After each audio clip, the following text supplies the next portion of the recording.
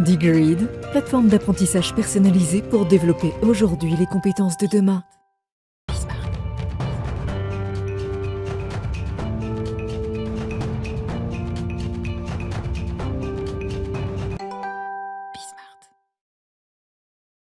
Bien dans son job avec notre partenaire Digreed, avec Laurent Butel. Bonjour Laurent. Bonjour. Comment allez-vous? Bien et vous? J'allais dire depuis la semaine dernière, vous étiez avec Aurélie Planex. Vous étiez venu chez nous il y a quelques temps déjà. Tout à fait. Sur ce plateau que vous connaissez bien, placer l'apprenant au centre de la stratégie learning. Ça veut dire quoi concrètement? Ça veut dire qu'on transforme le modèle éducatif? C'est le transformer, c'est l'accompagner dans l'entreprise, c'est le remettre au centre vraiment de son expérience, et c'est l'accompagner vraiment sur ce qu'il doit apprendre et comment il doit apprendre et comment il veut apprendre. C'est vraiment essayer de refléter ces éléments-là. Vous partez d'un constat que globalement, pour être précis, 8 personnes sur 10 ne possèdent pas les compétences requises pour assumer leur mission actuelle. Ça fait froid dans le dos. Ça veut dire il y a 8 personnes qu'il faut donc accompagner. Qu'il faut accompagner pour qu'elles puissent monter en compétences, pour qu'elles puissent découvrir quels sont les apprentissages à mettre en face de ce manquement pour pouvoir répondre à leurs attentes et donc se développer. Donc le moment est propice là parce que j'ai le sentiment qu'il y a une transformation, une accélération avec cette crise Covid. On l'a vu en effet depuis l'an dernier également sur l'évolution des compétences, les compétences qui deviennent également les plus importantes et quelle est l'implication du collaborateur également dans son apprentissage. Donc on voit qu'ils reprennent la main sur leur apprentissage, sur leur formation, et on le voit qu'au sein des entreprises, il y a également une prise de conscience de la part des dirigeants et des équipes d'apprentissage, de learning, qui mettent la main sur ce sujet. Alors vous pointez du doigt un sujet qui moi me semble fondamental, c'est souvent l'inadéquation entre la formation, même la qualité de formation, et le collaborateur qui dit bah oui, j'ai bien fait cette formation, mais elle ne correspondait pas du tout à ce que je voulais, ou elle était, on me l'a imposée. Ça, c'est quand même des sujets qui sont sensibles. C'est-à-dire qu'il faut faire de la formation, mais qui soit affinée, adaptée. C'est vraiment le point sur. C'est un très bon point que vous soulevez, c'est qu'on voit que le collaborateur apprend en entreprise avec le contenu qui lui est communiqué. Bah oui. Et parfois, ce n'est pas en adéquation avec ce qu'il attendait. C'est pour ça que nous, dans notre approche, ce qu'on voit chez nos clients, des Capgemini ou des Swisscom, pour partir un peu plus large sur l'Europe, mais qui vont remettre le collaborateur vraiment au centre de son expérience. Il a la possibilité d'apprendre le contenu de sa société, mais également le contenu qui l'apprend lui au quotidien, et de le voir concrètement dans sa société. Mais ça veut dire, on va revenir quand même sur l'étude Gartner qui parle que 58% de la main-d'œuvre aurait besoin de nouvelles compétences. Là, on n'est plus dans l'idée il faut se former. C'est l'idée globalement, j'ai une formation, mais globalement, elle ne sert plus à grand-chose parce que le métier a changé. Ça aussi, ça donne froid dans le dos. Près de 60%, ça veut dire que c'est des métiers de demain qu'on ne connaît pas et on dit aux gens, il faut aller plutôt par là, quoi. Oui, il y a plein de choses qui font froid dans le dos, mais on reste quand même optimiste. Mais j'ai chaud quand même. Bon, parfait.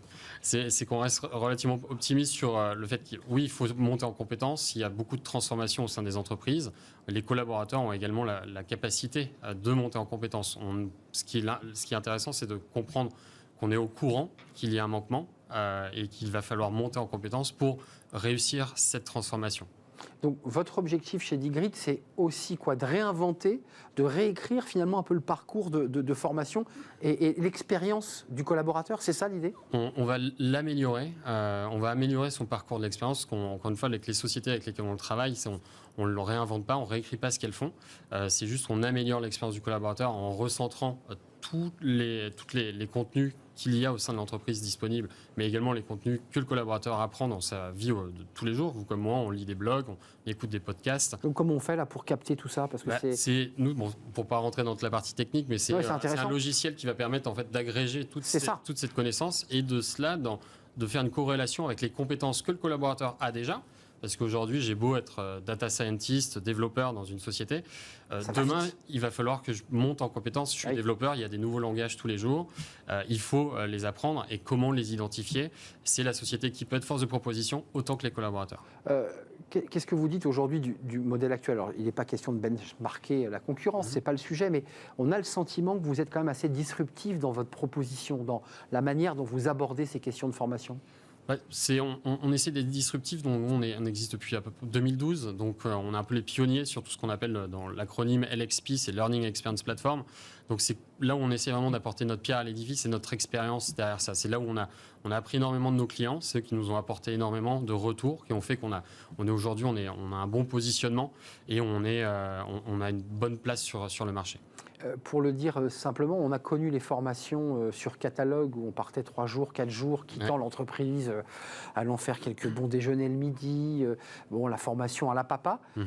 On est passé à autre chose là aujourd'hui, c'est de la formation qu'on choisit soi-même, sur ses temps choisis, enfin c'est ça aussi l'intérêt. Après, oui, tout à fait. Après, on ne va pas changer la bonne formation à la papa, on ne va pas l'oublier non plus. Parce que vous la gardez, vous dites qu'il faut la garder. On la garde toujours parce que nous, ce qu'on fait, c'est qu'on va connecter également ces systèmes qui vont donner accès à cette formation à la papa, comme vous le dites, aux collaborateurs, et de choisir quelle session à laquelle il veut être prêt. Oui, mais on implique quand même le collaborateur sur j'ai envie d'y aller, pas envie d'y aller, on ne me force pas à y aller.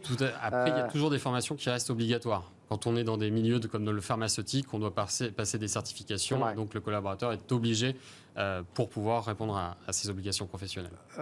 Il y a quand même un chiffre, je vais éviter de dire qu'il donne froid dans le dos, mais qui montre aussi l'acuité et l'importance de la formation. 41% des travailleurs dans le monde envisagent de démissionner. On le voit aux États-Unis avec ces démissions sur TikTok médiatisées qu'on présente. Ça veut dire que le monde du travail est en train de vivre une révolution et que les collaborateurs eux-mêmes s'interrogent même sur leur propre histoire en tant que collaborateurs. Oui, tout à fait. La grande démission, on voit, c'est un gros mouvement aux États-Unis qui est également en rapport à leur économie. Leur économie fait qu'on peut démissionner très rapidement, on peut et repartir ailleurs. Et repartir ailleurs. Vice-versa, la société peut également nous licencier hyper rapidement. Donc voilà, c'est un gros mouvement. C'est une certaine génération qui est également impliquée qui est visée plus par cette motivation et cette tendance. Mais en effet, c'est un gros mouvement. C'est également lié. C'est affiché sur l'entreprise aussi, il faut le dire. Quelque part. Oui, on affiche l'entreprise. Pour vous, ça veut dire quoi, ça, ces 41% ? C'est des gens qui n'ont pas été suffisamment pris en charge, pris en main, accompagnés ? On va parler plus de culture learning, que ce soit sur des grosses sociétés, comme on le voit, la grande démission, ça porte sur une population qui est moins enclin aujourd'hui à travailler dans des grands groupes.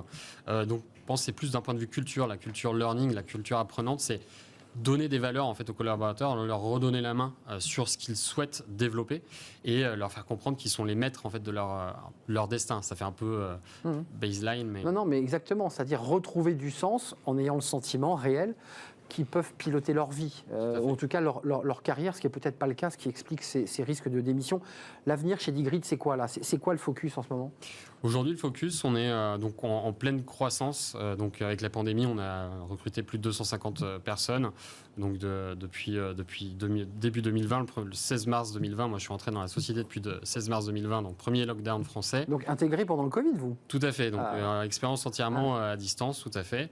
Et donc le focus, c'est on est en pleine croissance, développement. On a une stratégie européenne qui se développe de plus en plus et française bien évidemment, qui est de plus en plus présente aujourd'hui. En quelques mots, vous êtes arrivé donc onboardé pendant le Covid, donc en visio, j'imagine. Enfin, vous avez fait de la visio. Tout à fait. On utilisait notre propre plateforme pour suivre en fait la formation, donc notre propre produit pour comprendre en fait quelles sont les valeurs, quelle est la culture de l'entreprise et qu'est-ce qu'il faut que j'apprenne pour pouvoir avancer. Et moi, apporter ma pierre à l'édifice sur mon propre marché qui reste là.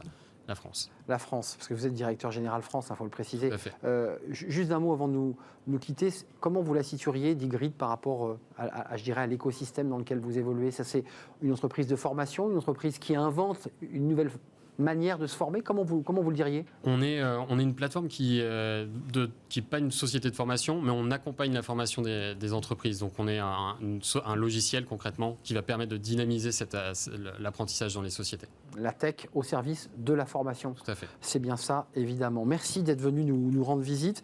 Laurent Butel, directeur France de Digrid, avec 250 collaborateurs depuis votre embauche le 16 mars 2020. Au global, pas en France. Au global, d'accord. Bon, enfin, ça veut dire que c'est une entreprise qui cartonne. Il y a encore des embauches là, puisqu'on est une émission de recrutement aussi. On recrute une personne également en France sur plus la partie technique. La partie en ligne. Les fameux talents, les talents de la tech que tout le monde recherche. Tout à fait.